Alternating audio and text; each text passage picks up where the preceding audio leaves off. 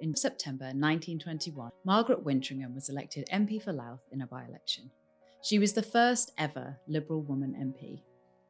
Dubbed the silent woman candidate by the press, Wintringham's victory came as a surprise, even to the candidate, who had not spoken in public or given any interviews during the campaign. So just who was this silent woman, and how come she was elected? Wintringham, born Margaret Longbottom in Keighley, Yorkshire in 1878, had been a teacher and headmistress before marrying her husband Tom, a timber merchant, in 1903. The couple were very politically active.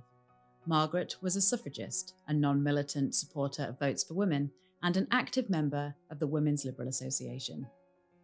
She was also an early woman justice of the peace and a long-time supporter of women's institutes, as well as a host of other causes. It was Tom, however, who first stood for Parliament, being elected the independent Liberal MP for Louth in June 1920.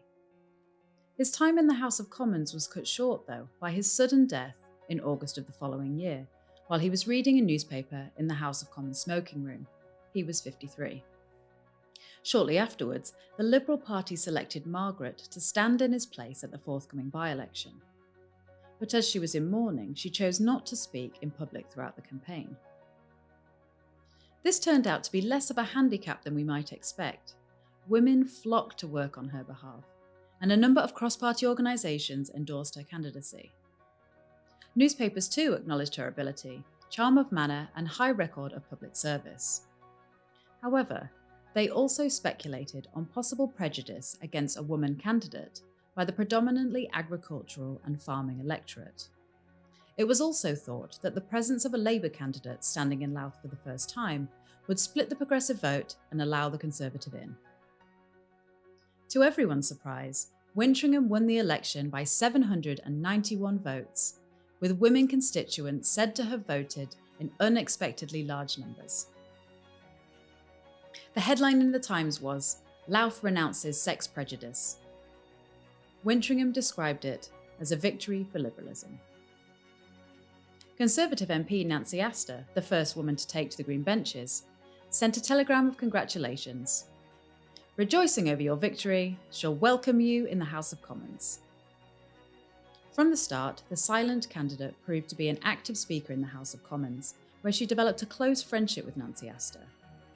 Besides being the only women MPs until 1923, the pair shared a common interest in causes affecting women's lives and gender equality, such as housing improvements, widows' and orphans' pensions, and equal franchise. Because they were from different political parties, it was all the more powerful when Wintringham and Astor were able to work together. For example, both lobbied and spoke in Parliament on many occasions in support of the reintroduction of women police officers, which had been disbanded after the First World War. With more success, Wintringham championed widows' pensions and equal guardianship. The only widow with a voice in Parliament, Wintringham argued that a widow's pension should be a right for all, not only to be awarded to women who are destitute. After years of campaigning, the Widows, Orphans and Old Age Contributory Pensions Act was passed in 1925. Although not as generous or comprehensive as she and others had argued for, it did establish the principle that the state should support widows for the first time. Perhaps her most significant parliamentary achievement, though, was equal guardianship. Before 1925, fathers were the legal guardians of their children, which could lead to great hardship for mothers denied custody. Women's organisations had campaigned for decades to change this.